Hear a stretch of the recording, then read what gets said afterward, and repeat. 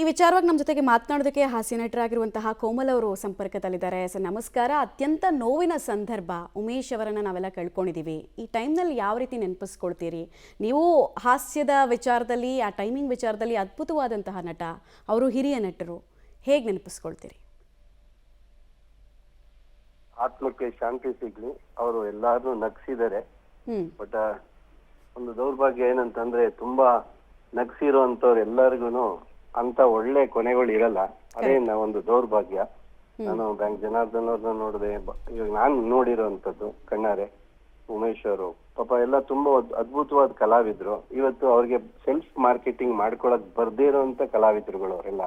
ನಗ್ಸೋದು ಅಷ್ಟೇ ಗೊತ್ತಿರೋದು ಅವ್ರಿಗೆ. ನಾನು ಅವ್ರ ಜೊತೆ ಬಹಳಷ್ಟು ಸಿನಿಮಾ ಮಾಡಿದೀನಿ. ಯಾವ್ಯಾವ ಸಿನಿಮಾದಲ್ಲಿ ನಾನು ಅವರು ಮಾಡಿಸ್ಬೇಕು ಅಂತ ಅಂದಾಗ ನಮ್ಗೆ ಡೈರೆಕ್ಟರ್ ಪ್ರೊಡ್ಯೂಸರ್ ಕೇಳಿದಾಗ ಉಮೇಶ್ ಅವ್ರನ್ನ ಹಾಕೊಳ್ಳಿ ಅಂತ ಹೇಳ್ತಿದ್ದೆ. ನನ್ ಕೈಲಾಗಿದ್ದು ನಮ್ಗೆ ಎಷ್ಟು ಸಿನಿಮಾ ಸಿಗುತ್ತೋ ಅಷ್ಟ್ರಲ್ಲಿ ಮಾಡಿಸ್ತಿದ್ದೆ. ಅದ್ರಲ್ಲಿ ವಿಶೇಷವಾಗಿ ನನ್ನ ಅವರ ಒಂದು ಬಾಂಧವ್ಯ ತುಂಬಾ ಚೆನ್ನಾಗಿತ್ತು. ಯಾಕಂದ್ರೆ ನಾನು ಅವ್ರ ಹತ್ರ ಬಹಳಷ್ಟು ಕೇಳಿ ಅವರಲ್ಲಿ ಒಳ್ಳೆ ಹಾಸ್ಯ ಚಟಾಕಿ ಹಾಡುಗಳನ್ನ ಹೇಳೋದ್ರಲ್ಲಿ ಅವ್ರು ತುಂಬಾ ಫೇಮಸ್ ಅವರು. ಹಂಗಾಗಿ ಆ ತರದ್ದು ಎಷ್ಟೊಂದ್ ಕಡೆ ಬಳಸ್ತಾ ಇದೆ. ಫಾರ್ ಎಕ್ಸಾಂಪಲ್ ಗೋವಿಂದ ನಮ್ಮಲ್ಲೂ ಕೂಡ ಅವರು ಒಂದು ಹಾಡು ಹೇಳ್ಬೇಕಾದ್ರೆ ನಾನು ಮನೆಯೊಳಗೆ ಬರ್ಬೇಕಾದ್ರೆ ಅವ್ರ ಕಣ್ ಕಾಣದೇ ಇರೋಂತ ಒಬ್ರು ಮೇಷ್ಟ್ರು. ಅದ್ರಲ್ಲಿ ಒಂದು ಸನ್ನಿವೇಶ ತುಂಬಾ ಅದ್ಭುತವಾಗಿತ್ತು.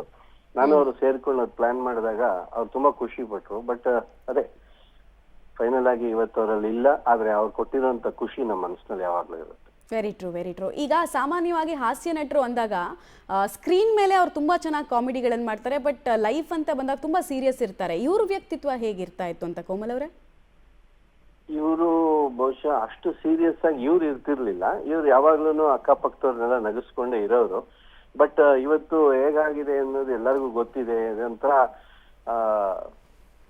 ಹಳೆ ನೀರು ಮರೆತು ಹೊಸ ನೀರುಗಳಿಗೆ ಜಾಗ ಕೊಡುವಂತ ಸಮಾಜ, ಸೊಸೈಟಿ ಹಂಗೆ ಇರೋದ್ರಿಂದ ಪಾಪ ಹಳೆ ಕಲಾವಿದರುಗಳು ಅವ್ರಾದಂತ ಈಗ ಫಾರ್ ಎಕ್ಸಾಂಪಲ್ ಹೊಸಬ್ರಿಗೆಲ್ಲ ಒಂದೊಂದು ಕ್ಯಾರವಾನ್ ಫೆಸಿಲಿಟಿ ಅದೆಲ್ಲ ಮಾಡಿದಾಗ ಇವರೆಲ್ಲ ಪಾಪ ಅದೆಲ್ಲ ಕೊಡ್ತಾ ಇರ್ಲಿಲ್ಲ. ಇವರೆಲ್ಲ ಆಚೆ ಕೂತ್ಕೊಂಡಿರೋರು. ನಾನು ಕುಟೀರ ಅನ್ನೋ ಪಿಕ್ಚರ್ ಮಾಡ್ಬೇಕಾದ್ರೆ ಅವ್ರಿಗೆ ಅದನ್ನೇ ಹೇಳಿದೆ, ಹಣ ಬನ್ನಿ ಇಲ್ಲಿ ಕುತ್ಕೊಳ್ಳಿ ಅಂದ್ರೆ, ಇಲ್ಲಪ್ಪ ಬೇಡ ಪರವಾಗಿಲ್ಲ ನಮ್ಗೆ ರೂಢಿ ಇದೆ ಅಂದ್ರು. ಸೊ ಈ ತರ ಅವರು ಆದ್ರೂ ಅಲ್ಲಿ ಎಲ್ಲಿ ಆಚೆ ಕೂತಿದ್ರು ಕೂಡ ಸಂತೋಷವಾಗಿ ನಗ್ನಗ್ತಾ ಇರುವಂತ ಮನಸ್ಥಿತಿ ಇರುವಂತವ್ರು. ಅವ್ರೆಲ್ಲೇ ಇರ್ಲಿ, ಅವ್ರಿಗೆ ಒಳ್ಳೆ ಆತ್ಮಕ್ಕೆ ಶಾಂತಿ ಸಿಗ್ಲಿ ಅನ್ನೋದು ಒಂದೇ ನಾನ್ ಕೇಳ್ಕೊಳಕ್ಕಾಗೋದು. Right. Right sir, thank you public TV ಜೊತೆಗೆ ಮಾತನಾಡಿದ್ದಕ್ಕೆ.